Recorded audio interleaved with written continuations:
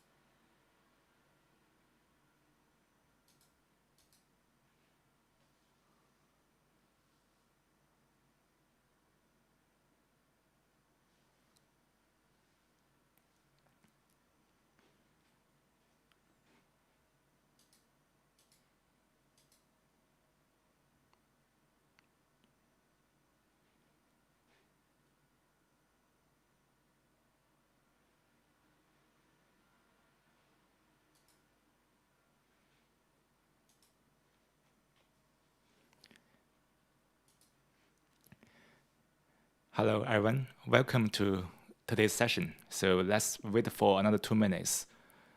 Here, I need to prepare some technical stuff. So let's start the session in 2 or 3 minutes.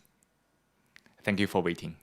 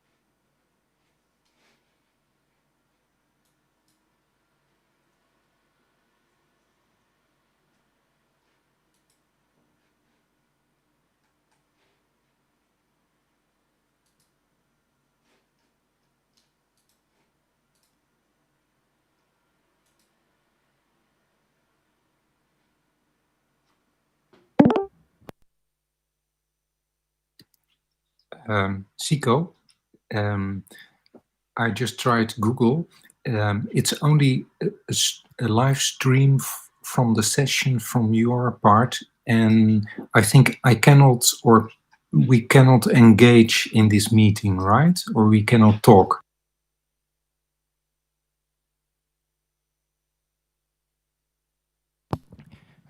Bob, I can share you in this link. You can have a look. Have you seen it?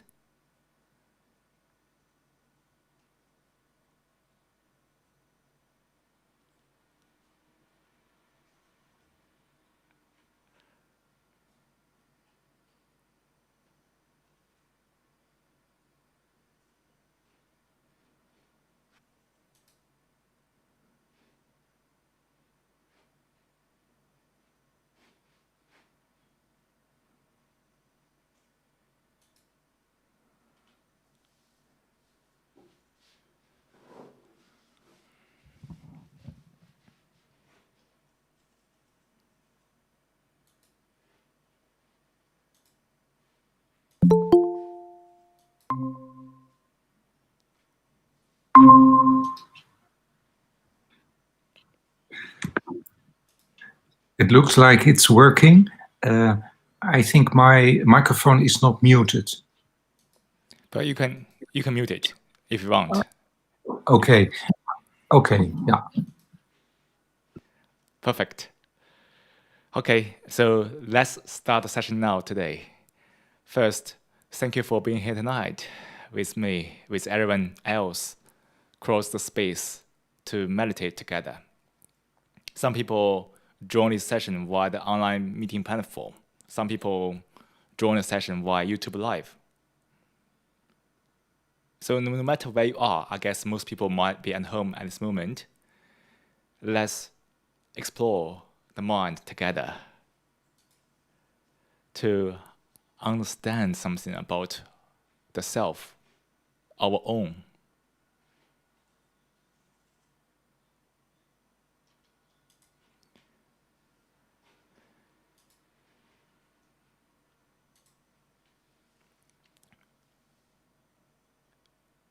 What is meditation? It's more than a question about how to meditate. Because how to meditate is more about the technical details of doing meditation. There are so many different methods can practice. From the very famous all kinds of Buddhism traditions, or from the more secular mindfulness practice, there are so many things we can do. But it's only about how to meditate technically.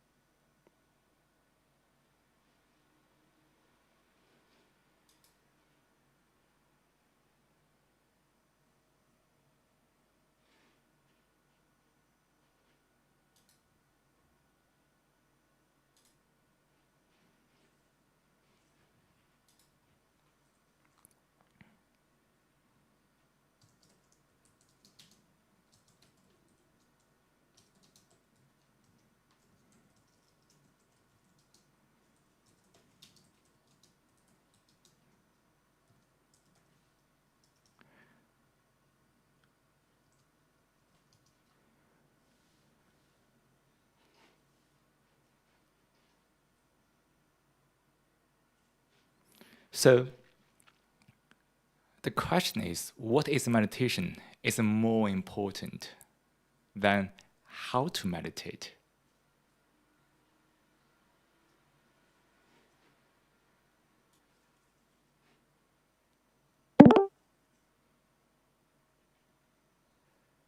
It is very important to look within, to understand this whole process or the mental activities. The very process of understanding meditation itself is meditation.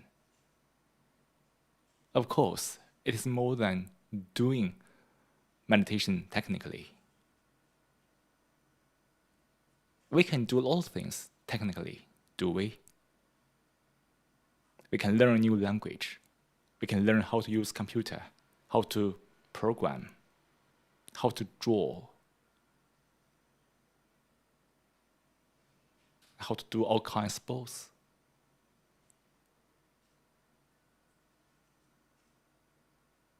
But do we really learn something or not?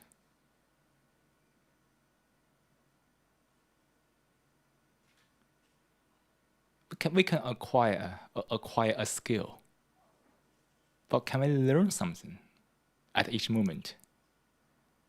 Learning seems to be different from acquiring something. Acquiring something means that we get something into the memory, and our mind can respond to that memory. So we have some behaviors like playing basketball, playing football.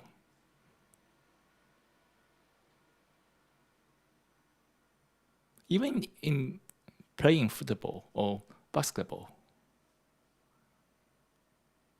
we also need to learn something, which means that we learn it at each moment.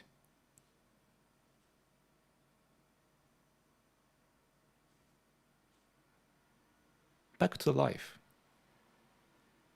Each moment of life is very new, is it? There are so many things going on outside the body, which is beyond control. Even those things inside the body, inside the brain, it is also beyond control, right? The activities of neurons has their own principles, which is beyond our consciousness. There are so many other activities outside the body, which found other people's neurons. Also the change of the nature. So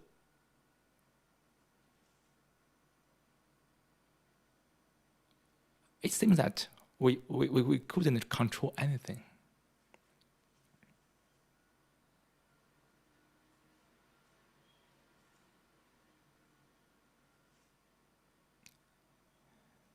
And the combination of all these changes is always different at each moment. Though we always tend to believe that it might be similar to my past experiences, so I can just recall some memory, some thoughts, so I can just respond to situations.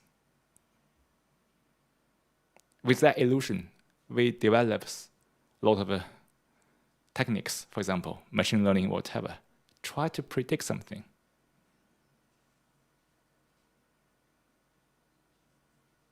What we can really predict is only the mechanical way of thinking, our mechanic behaviors, habits, which can be predicted, right? Actually, we don't need to predict, we can observe it. But for the very dynamic and very chaotic life, there are so many new things at each moment.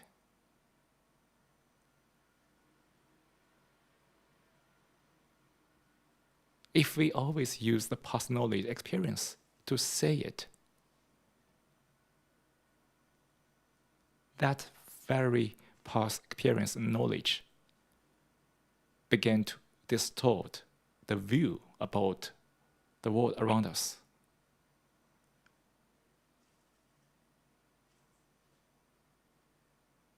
And then why is us? You have your thoughts. You always use your past knowledge to see the world in that way. And I always use my knowledge, my past experience, to see the world in that way. And we are divided. I can't really appreciate your view, and you couldn't do other. Because we are living in different neural loops. And we always use the past knowledge, the past neuron paths to interpret the new things.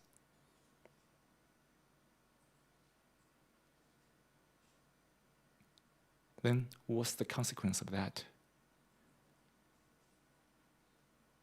Everything is becoming stagnant.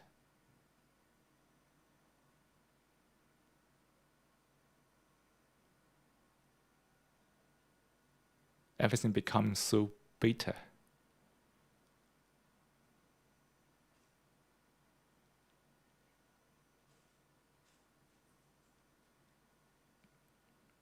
Everyone is trapped in some sort of a mental trap, mental construct, to rely on the same neuron paths to confront all kinds of new situations.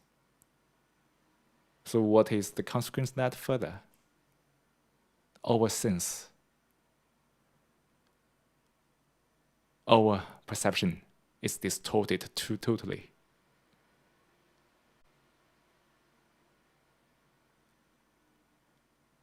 And we are no longer a complete person, a complete human, are we?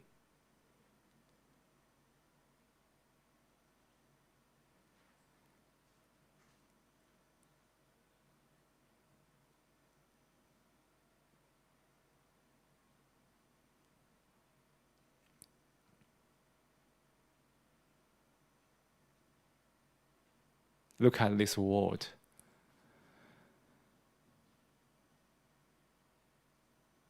It's a world based on all kinds of thoughts.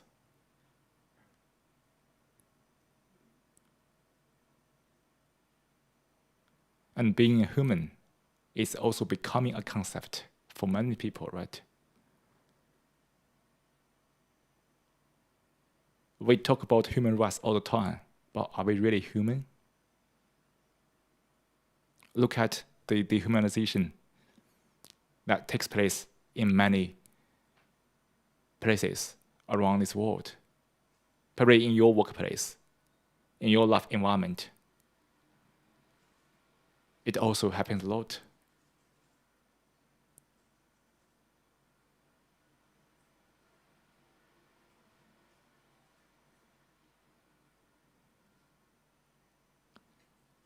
So to meditate, we might need to consider such a question, a very serious question. Can you really negate this mental construct imposed on you by the society, by any, what you call the authority? I mean, the psychological authority. Can you negate it totally?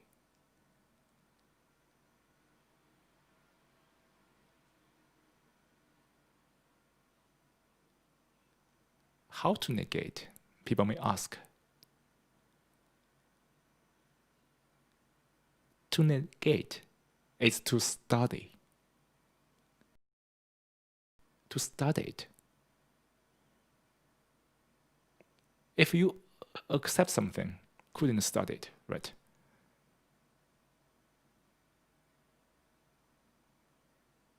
Only when you negate it, you could study it.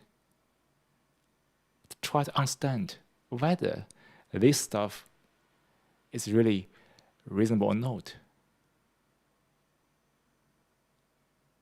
So the very action to study is to negate.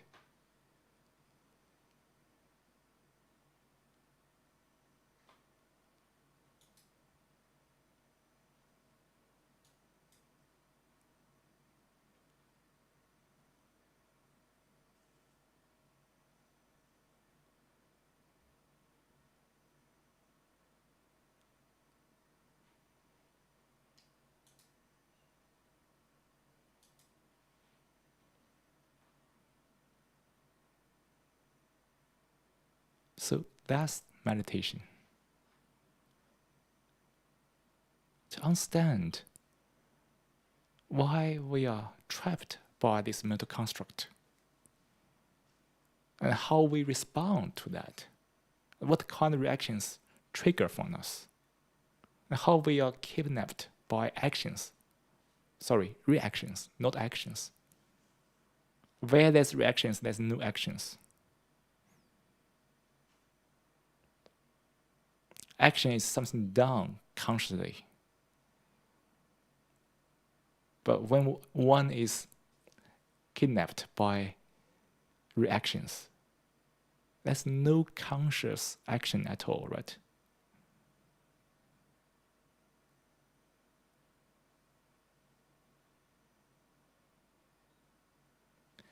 Today's topic is about discrimination.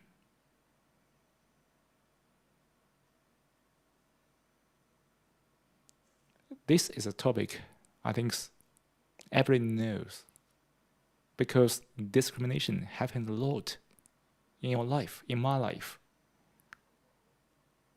at all kinds of levels of life. We also discriminate, and sometimes we are also discriminated against.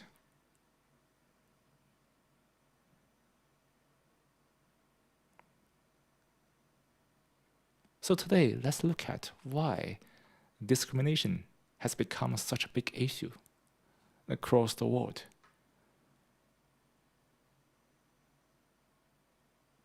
Especially in other countries like the racism, which is a very big, very sensitive topic.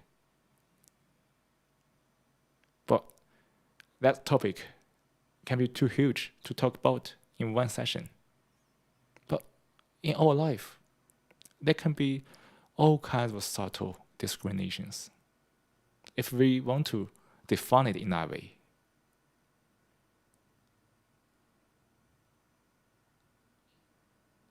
So before we start this discussion, please follow me. Let's just calm down for 3 minutes to quieten down the mind, empty the thoughts, come back to this moment. After 3 minutes, let's come back to the discussion.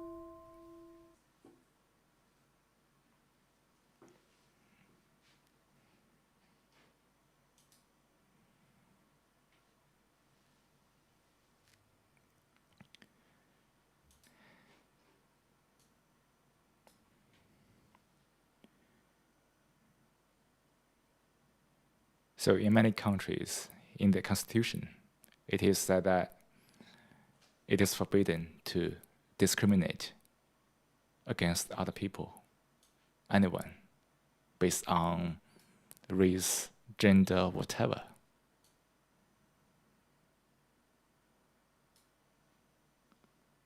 But in practice,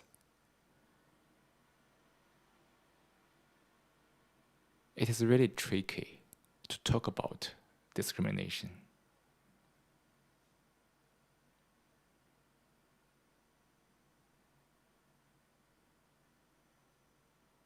Why?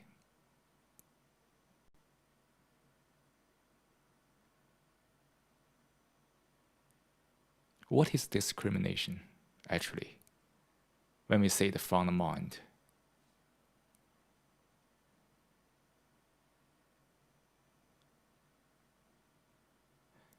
Is discrimination some sort of mental actions people take to prefer someone or something to something else or someone else based on some all kinds of reasonings?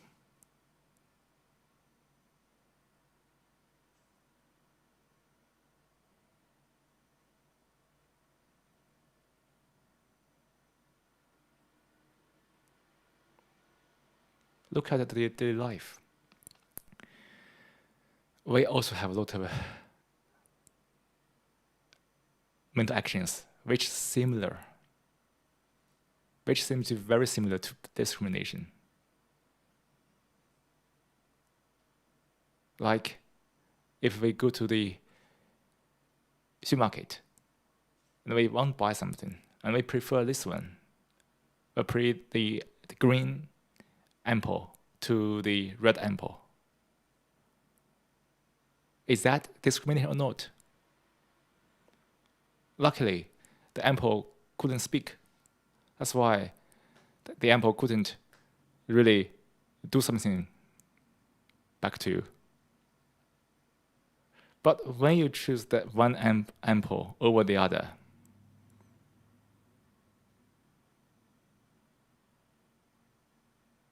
is that discrimination or not?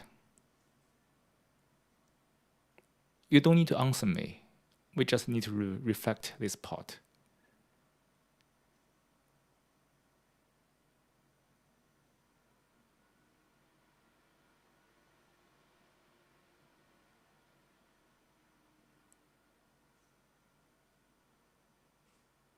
We have a lot of preferences in life. We prefer this, we prefer that.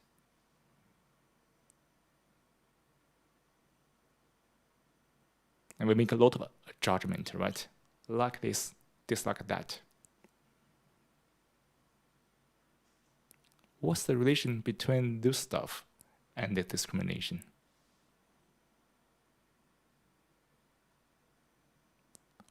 We have so many tiny or gross judgment in the life, in all kinds of ways.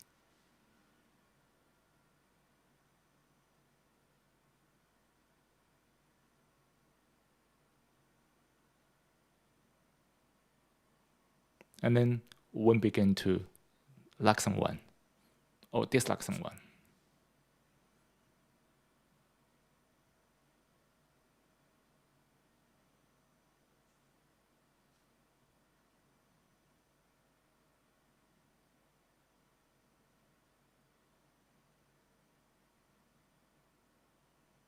And then, in some very formal situations, this dislike someone and prefer someone else can border on discrimination as we define in the life, in the workplace, or whatever. Have we ever noticed that discrimination is always in the domain of thinking and thoughts?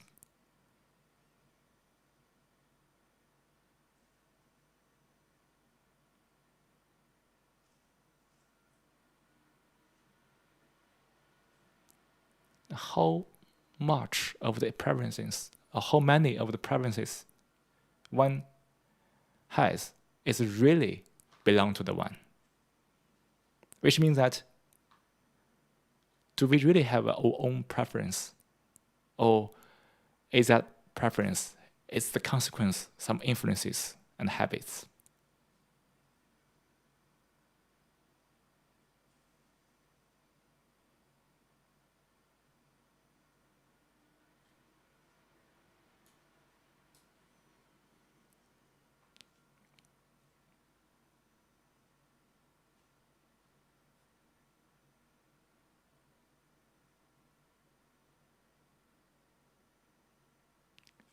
when we say, I like this, I like that,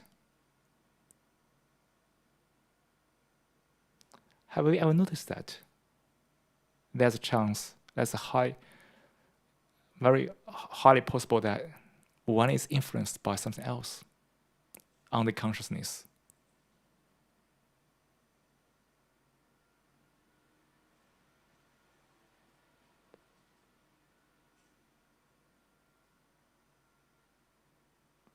So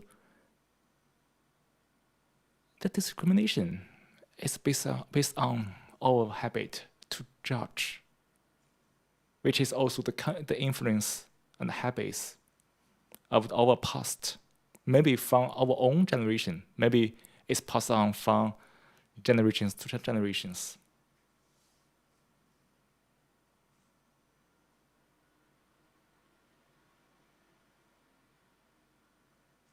Like the racism, right?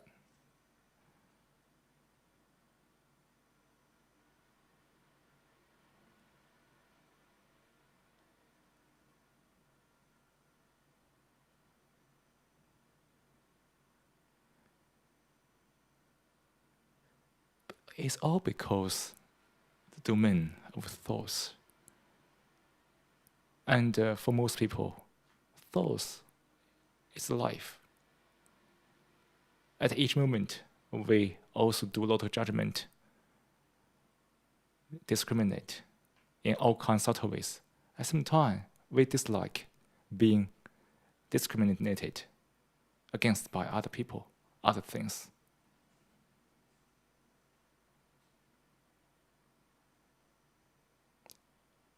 Why we have such a huge reaction to discrimination?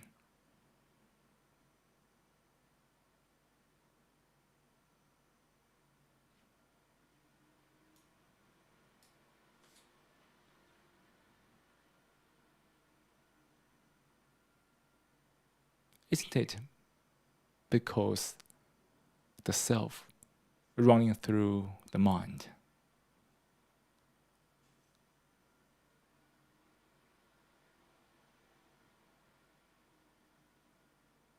When someone feels discriminated against, one feels that the self-image is tarnished by discrimination. It seems that one reacts to discrimination, but actually one reacts to the self-image.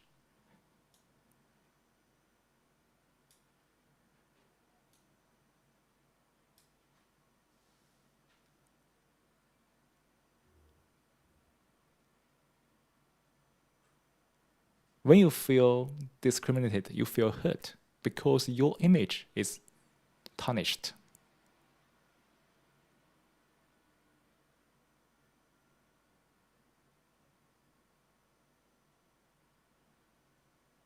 At some time, when one discriminates, one could derive pleasure from discriminating sometimes.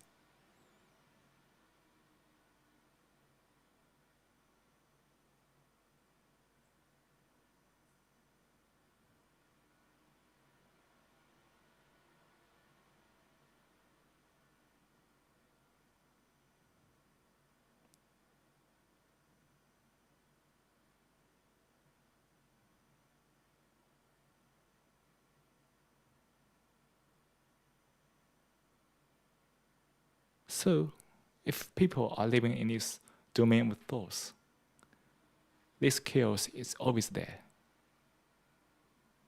Of course, it is seems to be imperative to have a law to make sure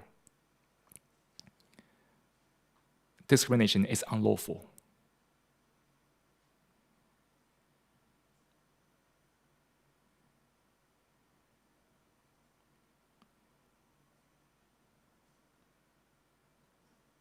But in practice, everyone is involved in thoughts nowadays. There are so many tiny habits can easily lead to discrimination.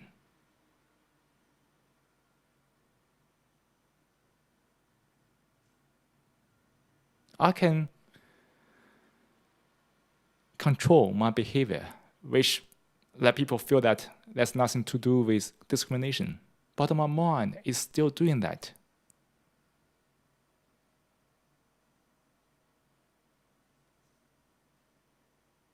So I just control the behavior so you don't feel that your self-image is hurt. But my mind is still discriminating.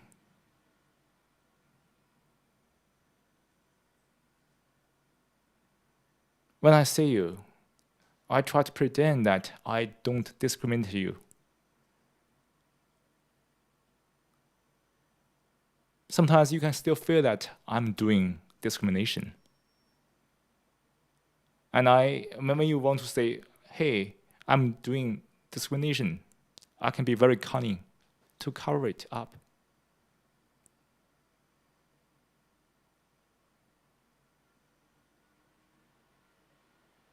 This is the violence we are going through in a society. This mental violence.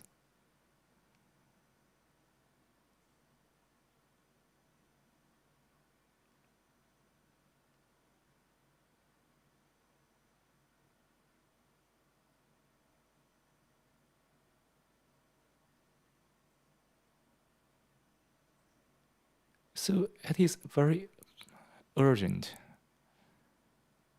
to see the whole process of the thoughts in our life.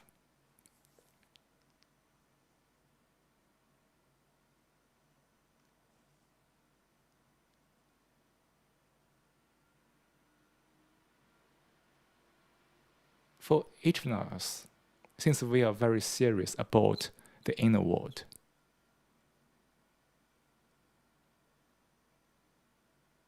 from each of us, shouldn't we think, what's the point of feeling discriminated?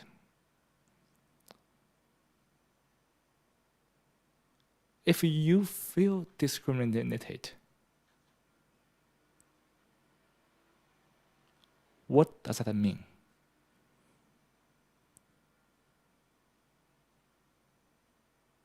It means that the self is triggered, right? So we are in a self-defense. We feel discriminated. And the whole mind is being discriminated.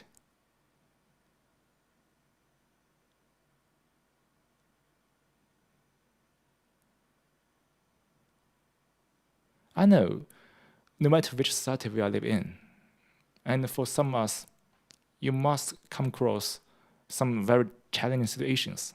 But can we not feel discriminated? At the same time, we need to take actions against those behaviors.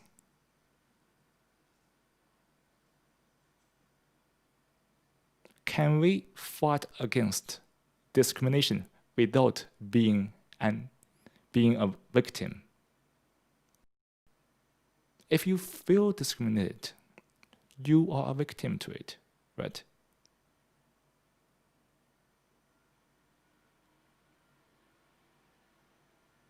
And your whole action is blocked when you are in that state, being hurt,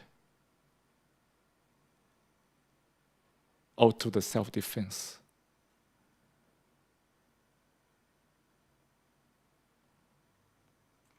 To this whole chaotic world, we couldn't really do anything actually to eradicate discrimination. But can we start from our own by not feeling discriminated first? And when we don't feel discriminated, our mind is innocent because it's not hurt by the self, by the reaction to the self-image. Then there's clarity. You can see the whole process of the people's behavior.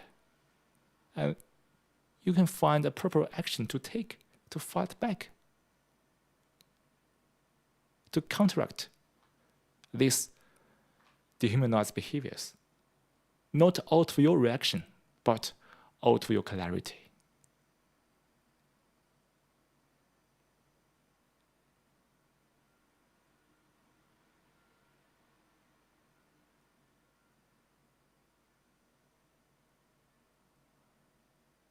To not feel discriminated, which means that we need to have a very quiet mind to understand the whole process, to understand the self, yourself, myself, the self.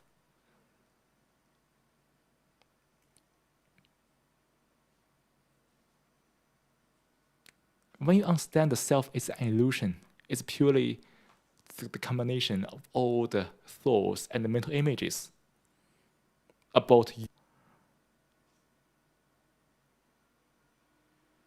When you realize that the self is an illusion, and isn't it ridiculous that someone get hurt when someone react to some illusions? So we get trouble from emptiness, from nowhere. That's why we call that's the self-inflicted trouble, all because of self.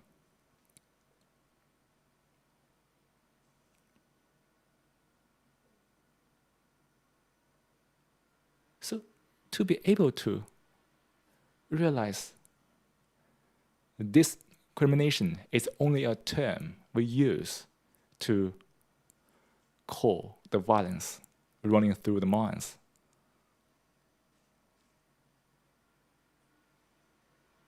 To counteract these ill behaviors, we must make sure that we are not hurt at first.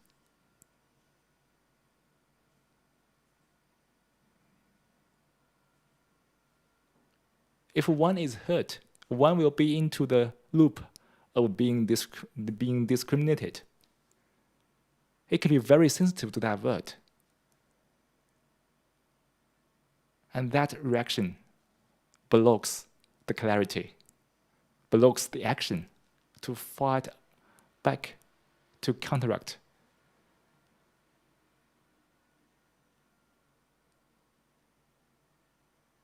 So I know in some universities, in some workplaces, it indeed happens.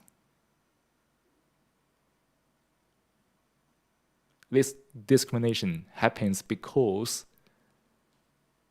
people are mindless, right?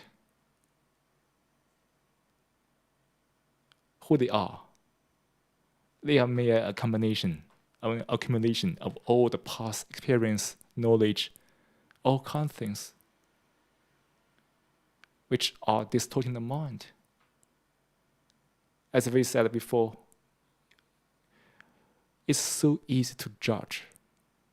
It's so easy to be judgmental. It's so easy to give a view. It's so easy to discriminate.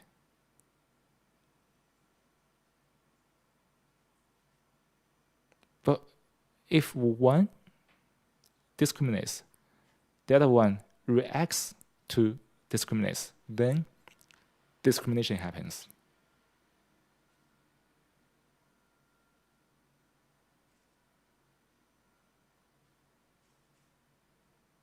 When discrimination happens, the pain happens. The mental pain happens because the neurons really conflicts.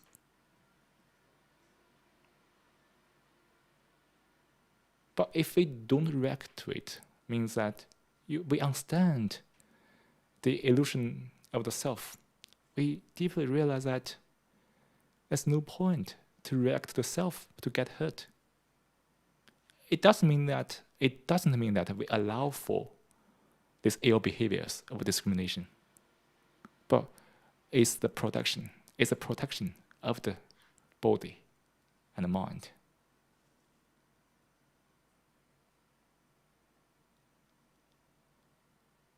Out of that protection, there's sanity. Without sanity, there's action.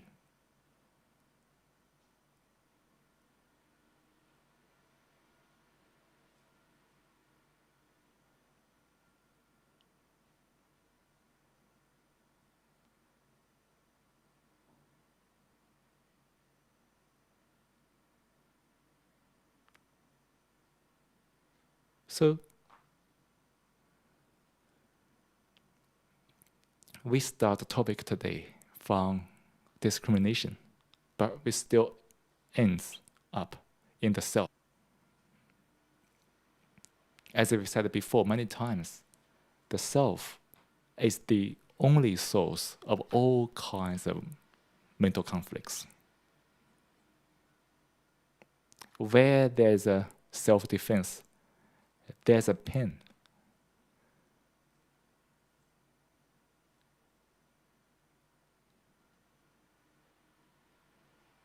In the old time, in nature, when we are still living in the wild,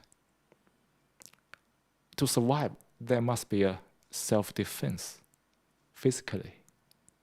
Discrimination only exists in thoughts.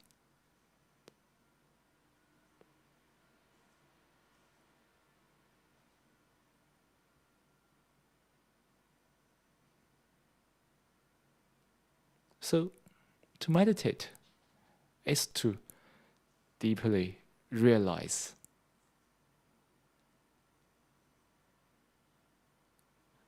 how limited the thoughts are.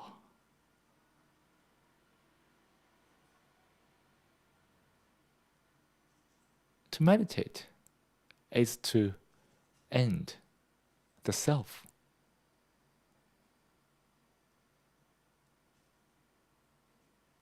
Which means that we realize the influence of the self on the life, on every corner of the life.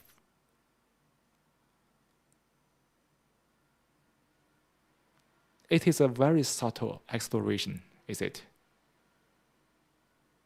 Because we didn't really separate the self immediately. Because the self has been shown in life in all kinds of tiny and subtle ways.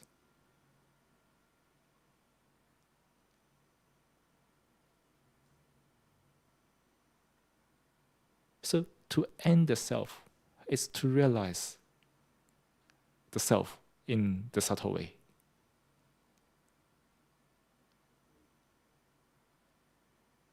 Then there's a real relief, right? A real relief when one is not burdened with thoughts at all. Which does not mean that one couldn't think. You can still think, but you know that thoughts are not important at all.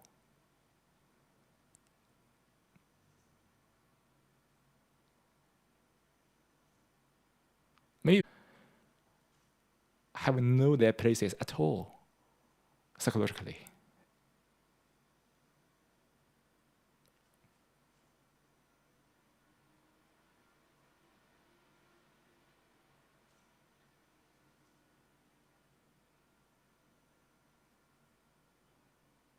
Then when we are not in thoughts, there's clarity, there's a sanity. And when we'll know what is true, really right, what is really proper, which is not something we define as right or wrong, but is something you can feel deeply from within when you are not trapped by thoughts, not attached to any thoughts or ideas.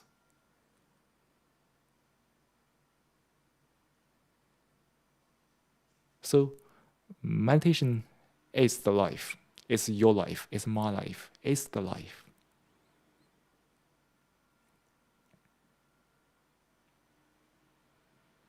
To meditate is to live a life wholly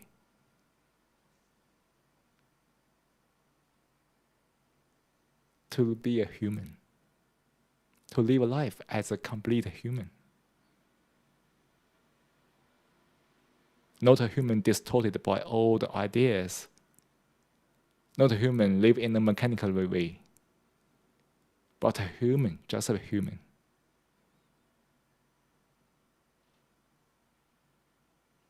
In peace with oneself, with nature. Live in a what we call meaningless way, but that's the greatest meaning ever.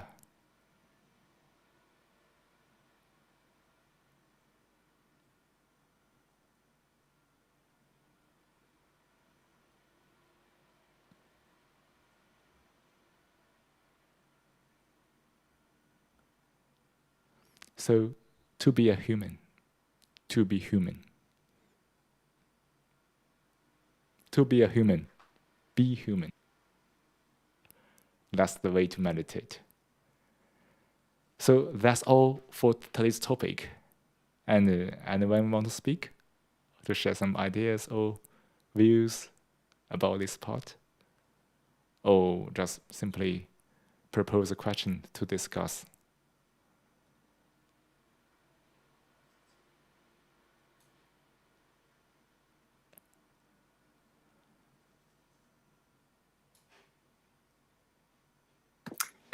Cico, I was thinking during your speech,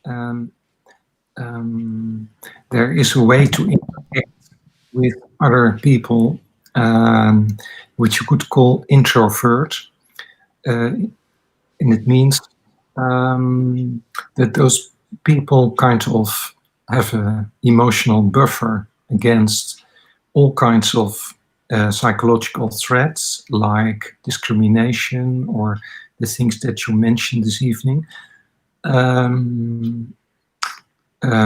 So in fact, those people could be protected. Unfortunately, as their minds are always active, especially during the night and later in the evening, they will think, this was not fair, that was not so, I should. I mean, that's the pitfall of it. But if you, how can I say,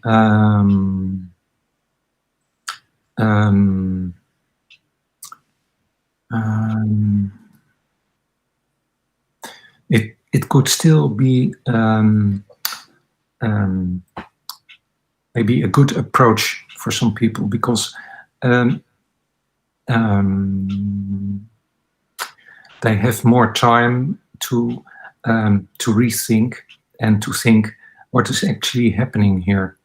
And when they meditate, they think, okay, I feel hurt because of something that happened today. But yeah, it's just, you come to realize it's just me, it's just the self. And it's a good thing that I didn't react then. So it could turn out in your benefit. However, the next day or the next time you meet someone, it could easily be that that person is under the impression that he is not being clear enough or something, and he repeats it again. So I think at some point you need to be able to say or to speak out your mind or whatever. So I think, yeah, it depends on who you are, but I think for introverts also meditation can be quite useful. Thank you for Bob sharing this perspective. Indeed, I think there are a lot of people can be labeled as introvert. I think it's all about the self, which can be converted into different symptoms. like people who has a very big ego, tend to be very self-absorbed, very self-obsessive, too satisfied with their self-image, and they begin to incur a lot of troubles on other people. But for this introvert group, they also have a very big self. That's another, but it shows different symptoms. They have this kind of very self-destructive behavior, also because of self. So I agree. For those people who are very introvert, it is very, very important to meditate, not physically, technically, but just to examine the life, to examine the self. At the same time, for those people who have very big ego, I also recommend them to meditate because they also have their sufferings.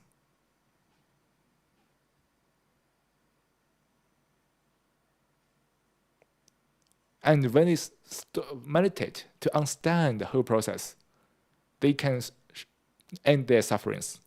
They can also stop this destruction on other things and people. So the whole world is chaotic just because the self. When there's a self, there's a violence. We crave for security psychologically, or permanence psychologically. The very, very craving for security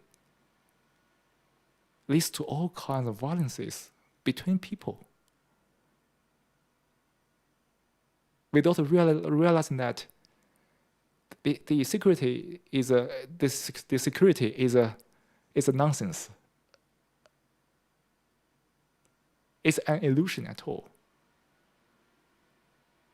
Your mind is made up of millions of neurons. The activities of neurons is beyond the control, right? It's influenced from the environments. It's also influenced and compounded by other neuron activities. So this kind of instability means that we are insecure psychologically, naturally, if we want to define that as insecure.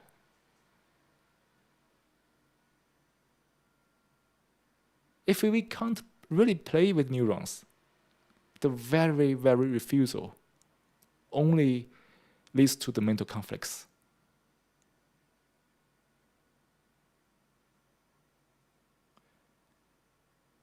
So for introvert people, of course, they also want this kind of security because people are so sensitive to many things. But for the people who have a very big ego, they also do the same thing. They want to destroy other things for security in a more outward, aggressive way. So unless we end this concept of the self, the violence will continue forever. We couldn't claim non-violence, which is actually another form of violence. When we are violent, no matter what we say, violence or non-violence, it doesn't matter. We are still violent.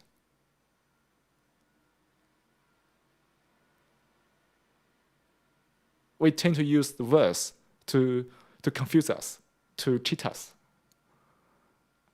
This, in many countries, we always make a lot of statements to claim that we are good, we are strong. That's only a cover up of being weak, right? So the self creates the the ugliest stuff on this planet.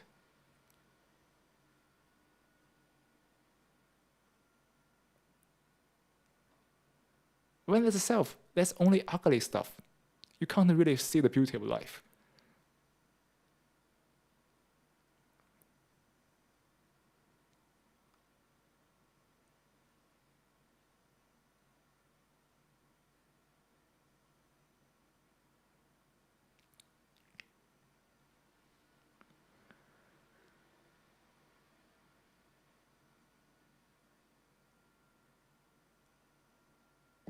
Thank you, Cico. Actually, what I mentioned about introverts, I was thinking about that yesterday, and I thought it would be a good trick, kind of to have kind of a wall around you.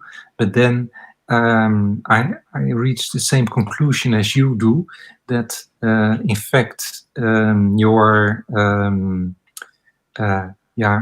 allocating the problem to another place, and you can be under the impression that there is no problem, but you still need to solve that, and otherwise it will be bigger and continue to grow, and that's because the self is still playing up.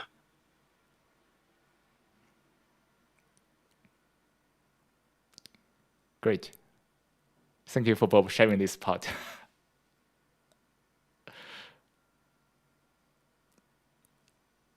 Yeah, sorry, I was not, it didn't sound like I was very clear, but actually I was thinking this yesterday, and when you talked about discrimination this evening, and defense, self-defense,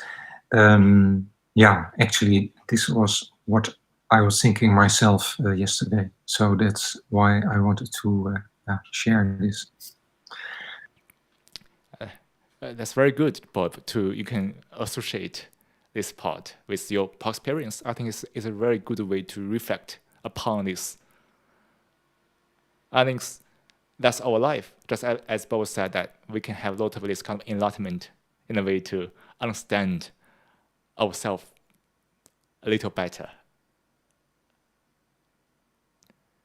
So again, to meditate, it's just to be aware of the self on each corner of life. That's very difficult, because at times, like for everyone else, of course, as it happens to me, is that I have a good day, and then the day after, it is completely back to before meditation, before I started meditation, kind of.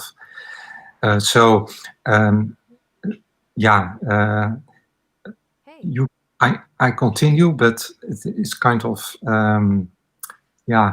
I shouldn't have an eye. I should not. How do you say?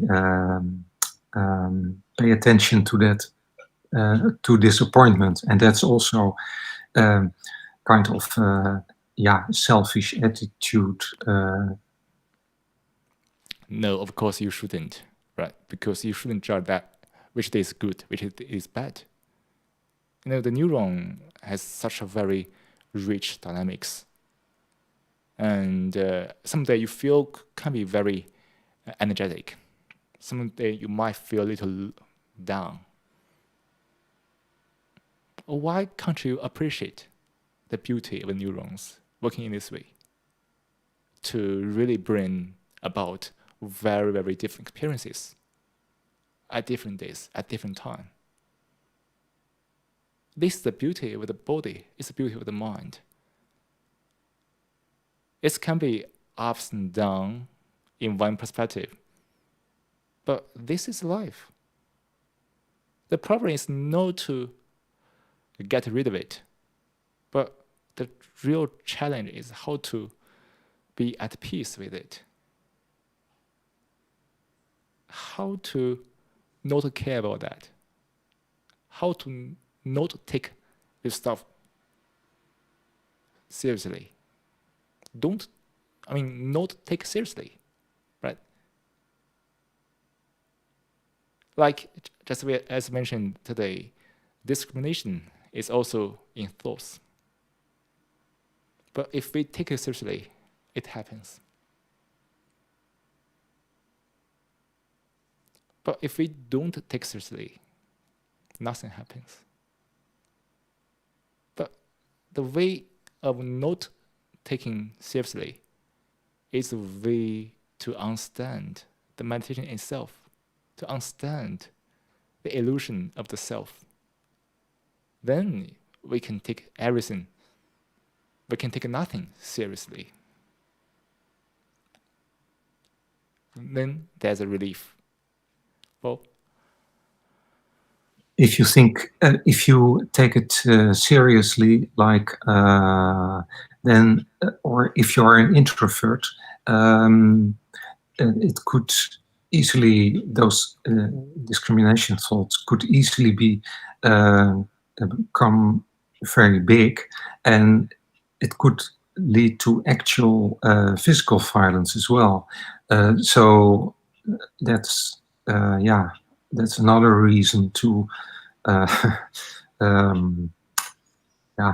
meditate. Yeah. Yeah. You picked the words out of my mouth. There's no point to feel hardened by when we realize what illusion the self is.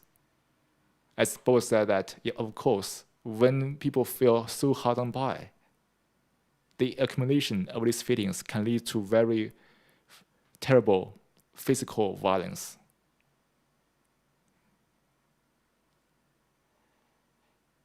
So,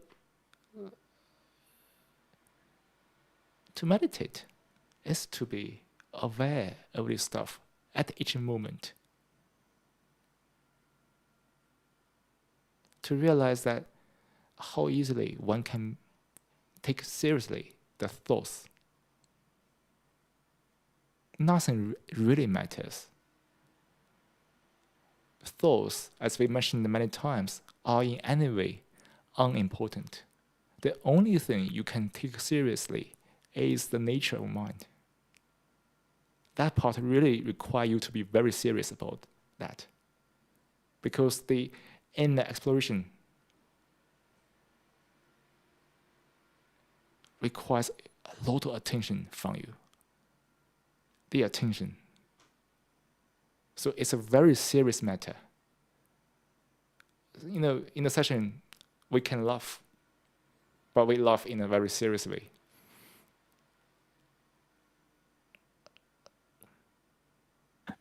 Humor is essentially very serious.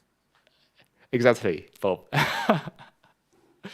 Humor is a very serious thing. If you can't be serious, you can't be humorous.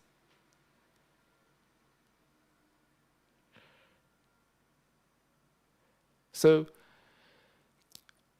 let's hope in our life we have more humor.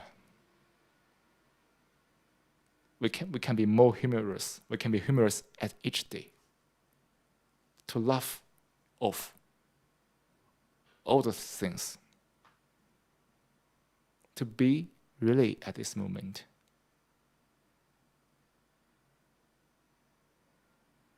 I think that's the basic content of today's discussion. But there's still one thing missing, right? Because today we haven't meditated yet in the session. So by the end of the session, let's do something together. Let's to meditate. Bob, anything to say? I agree totally. So if for people who is now still watching this session, if you have know something very urgent, I'm really inviting you to sit down again for another 10 minutes. Let's just follow the audio guide to quieten the mind and leave the session peacefully and enjoy a good evening. Okay, let's do it now.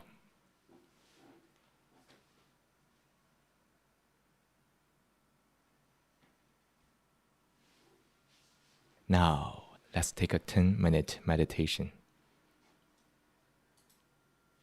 Start by taking a moment to find a comfortable position to sit in a posture that you feel relaxed and get alert.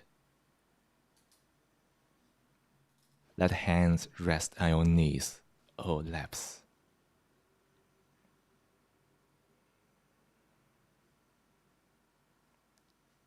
Let the eyes close gently.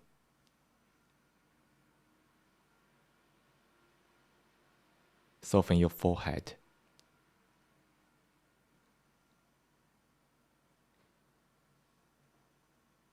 Act a soft smile in the corner of your lips.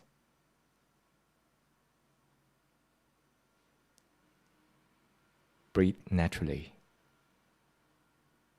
As you breathe in, be aware that you are breathing in. Feel the sensation of breathing in. The region can be the nostrils, can be the belly, can be anywhere. Focus on the part you feel most.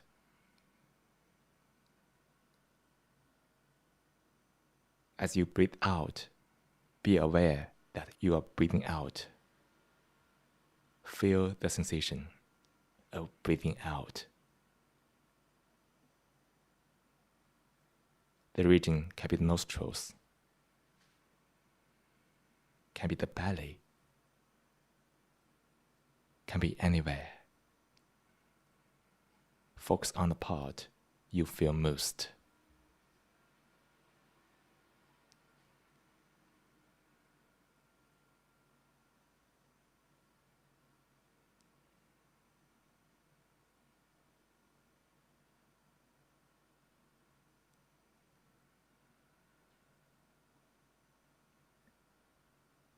Fix your attention on the breath. Let go of any thought, words, images. This moment, nothing is more important than breath.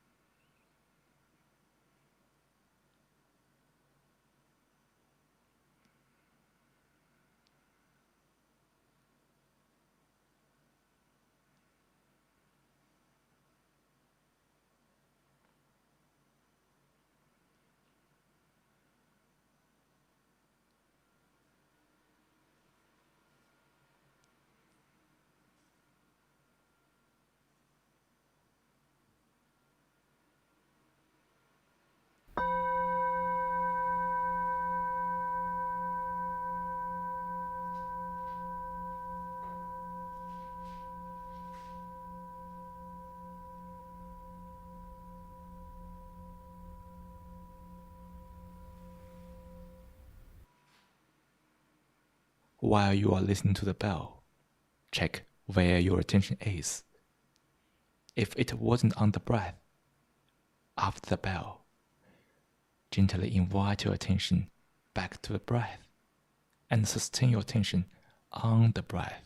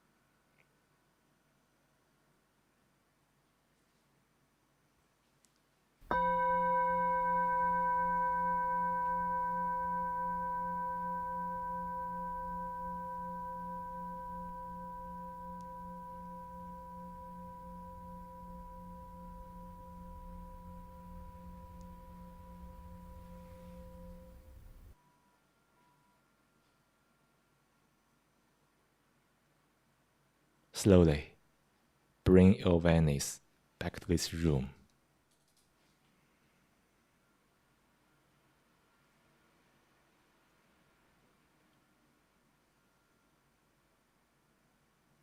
Feel into your body.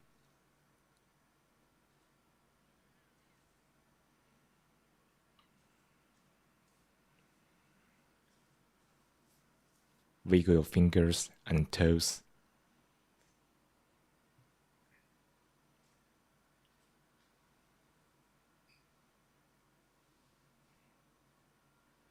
When you are ready, open your eyes.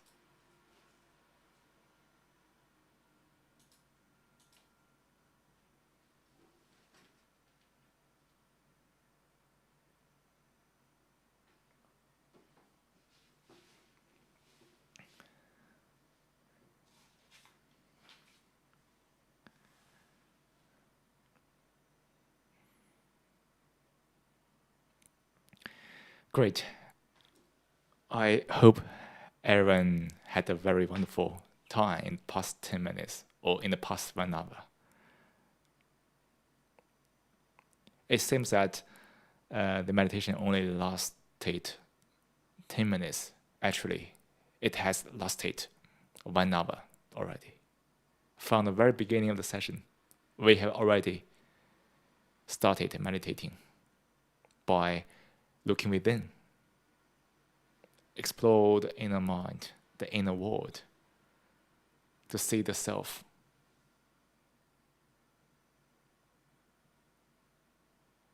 I hope this real life will continue on you, on me, on everyone. I hope we can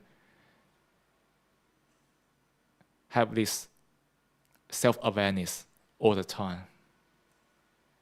Not only put ourselves out of trouble, we could also help other people to influence other people positively. I mean, true positively.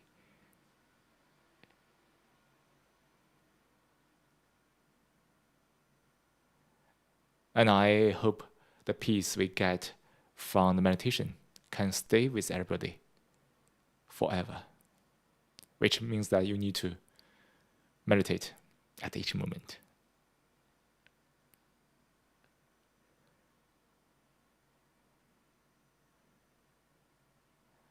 And finally, it's time to say goodbye this month, because this is the last session of this month. And also, I hope everyone has a good week, no matter what you are working or doing. Be truly strong. You know what I mean. And let's meet again in the future sessions. Thank you, Cico. I wish everyone present here a wonderful week as well, and enjoy your evening. Also enjoyed the good weather recently. All right, everybody, that's all. See you next time.